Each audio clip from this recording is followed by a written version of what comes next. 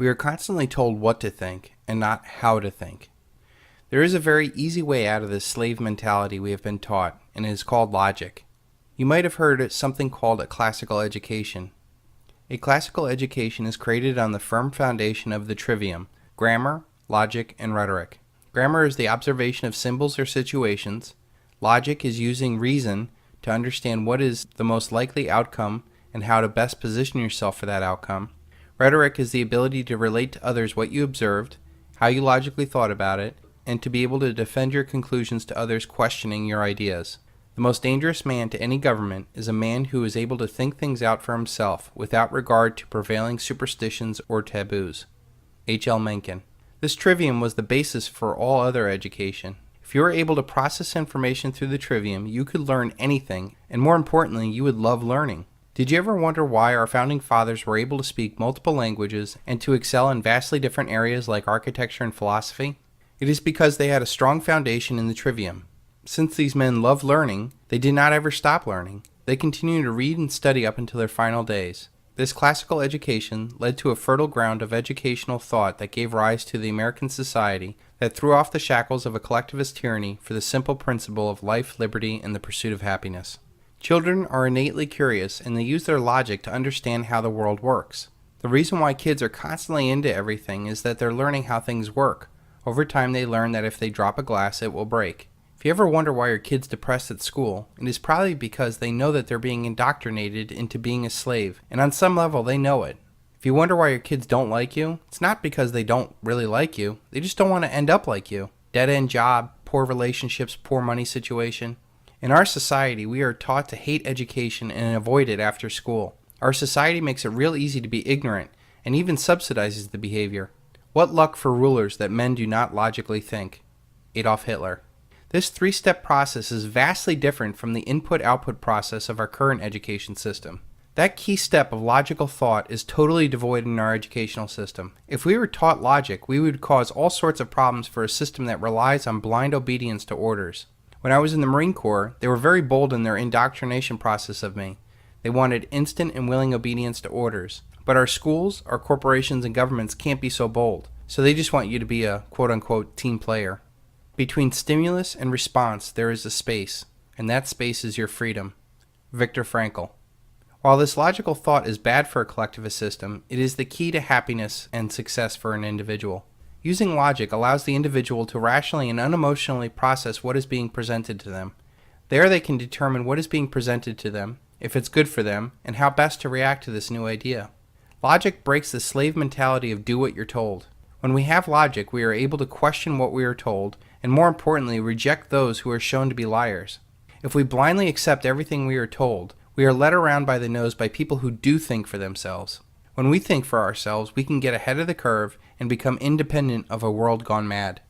If you tell a lie big enough and keep repeating it, people will eventually come to believe it. The lie can be maintained only for such a time that the state can shield the people from the political, economic, or military consequences of the lie. Thus, it becomes vitally important for the state to use all of its powers to repress dissent, for the truth is the mortal enemy of the lie, and thus, by extension, the truth is the greatest enemy of the state. Joseph Goebbels. Using logic allows you to respond on an intellectual level and not an animalistic emotional level. Every good marketeer knows that the most powerful motivator to use is irrational fear. It is what drives the impulse buy. Every sale derives off of irrational fear of not being fashionable or having the latest and greatest gadget, or that missing out on a deal, or that they're going to run out. Logic would dictate that they're blowing out the old because a new product, which is probably better and cheaper, is coming out and they can't afford to keep the older model around. Or that they're never really going to run out because they're in the business of mass producing things. Marketing is simply the manipulation of people for the profits and power of others. By the way, if anyone here is in advertising or marketing, kill yourself. Just a little thought. I'm just trying to plant seeds. You are Satan's spawn, filling the world with bile and garbage. You are fucked and you are fucking us. Kill yourself. It's the only way to save your fucking soul. You live like that. I bet you sleep like fucking babies at night, don't you? What'd you do tonight, honey? Oh, we made arsenic childhood food now. Good night. Yeah, we just said, is your baby really too loud? Yeah, the mums will love it, yeah. Leave my fucking children down. This is your world, isn't it? Memorization and regurgitation of ideas is brainwashing. Critical thinking is freedom. How can we solve problems created by soundbite politics with more soundbites? We need logic to understand and to process the logical outcomes of these proposals. Instead, we get Operation Mockingbird type politics where talking points are crafted and then repeated throughout our media. Those that are most skilled at repeating those points are considered the most intelligent. I thought that it was a matter of real concern that planted stories intended to serve a national purpose abroad came home and were circulated here and believed here, because this would mean that the CIA could manipulate the news in the United States by channeling it through some foreign country. And we're looking at that very carefully. Do you have any people being paid by the CIA who are contributing to a major circulation American journal? We do have people who submit pieces to American journals. Do you have any people paid by the CIA who are working for television networks? This, I think, gets into the kind of getting into the details, Mr. Chairman, that I'd like to get into in executive session.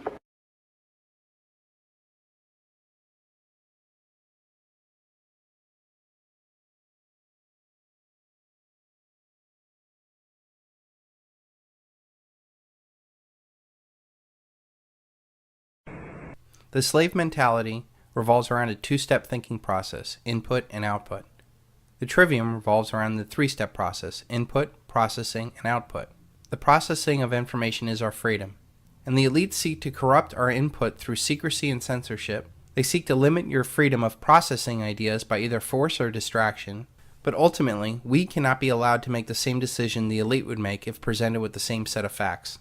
If you can perfect this three-step process of critical thinking, your mind is freed, and all knowledge can be learned with ease. More importantly, with this logical thought process, you are inoculated against predatory thought control of those that seek to manipulate you and take advantage of you. This logical thought process is completely devoid in our modern education system. By not questioning the ideas leads to not questioning authority, which serves the elite who created the system. We could encourage the best qualities of youthfulness, curiosity, adventure, resilience, the capacity for surprising insights simply by being more flexible about time, text, and tests. By introducing kids to truly competent adults and giving each student whatever autonomy he or she needs in order to take the risk every now and then. But we don't do that. John Taylor Gatto.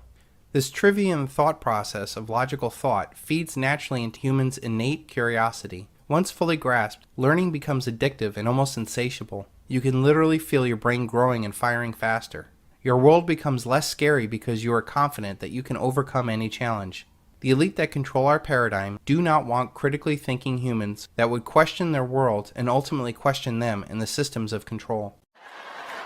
But there's a reason. There's a reason.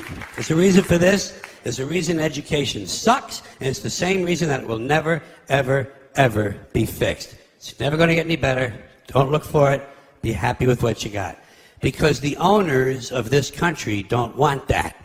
I'm talking about the real owners now. The real owners, the big wealthy business interests that control things and make all the important decisions. Forget the politicians. The politicians are put there to give you the idea that you have freedom of choice. You don't. You have no choice. You have owners. They own you. They own everything. They own all the important land. They own and control the corporations. They've long since bought and paid for the Senate, the Congress, the state houses, the city halls. They got the judges in their back pockets. And they own all the big media companies, so they control just about all of the news and information you get to hear. They got you by the balls. They spend billions of dollars every year lobbying to get what they want. Well, we know what they want. They want more for themselves and less for everybody else. But I'll tell you what they don't want. They don't want a population of citizens capable of critical thinking. They don't want well-informed, well-educated people capable of critical thinking. They're not interested in that. That doesn't help them. That's against their interest. That's right. They don't want people who are smart enough to sit around the kitchen table and figure out how badly they're getting fucked by a system that threw them overboard 30 fucking years ago. They don't want that. You know what they want? They want obedient workers. Obedient workers. People who are just smart enough to run the machines and do the paperwork and just dumb enough to passively accept all these increasingly shittier jobs with the lower pay, the longer hours, the reduced benefits, the end of overtime, and the vanishing pension that disappears the minute you go to collect it. And now they're coming for your Social Security money. They want your fucking retirement money. They want it back so they can give it to their criminal friends on Wall Street. And you know something? They'll get it. They'll get it all from you sooner or later because they own this fucking place. It's a big club, and you ain't in it. You and I are not in the big club. By the way, it's the same big club they use to beat you over the head with all day long when they tell you what to believe. All day long, beating you over the head in their media, telling you what to believe, what to think, and what to buy. The table is tilted, folks. The game is rigged. And nobody seems to notice. Nobody seems to care. Good, honest, hard-working people, white collar, blue collar, doesn't matter what color shirt you have on. Good, honest, hard-working people continue. These are people of modest means. Continue to elect these rich cocksuckers who don't give a fuck about them. They don't give a fuck about you. They don't give a fuck about you. They don't care about you at all. At all. At all. Yeah. You know? And nobody seems to notice, nobody seems to care. That's what the owners count on, the fact that Americans will probably remain willfully ignorant of the big red, white, and blue dick that's being jammed up their assholes every day. Because the owners of this country know the truth. It's called the American dream, because you have to be asleep to believe it.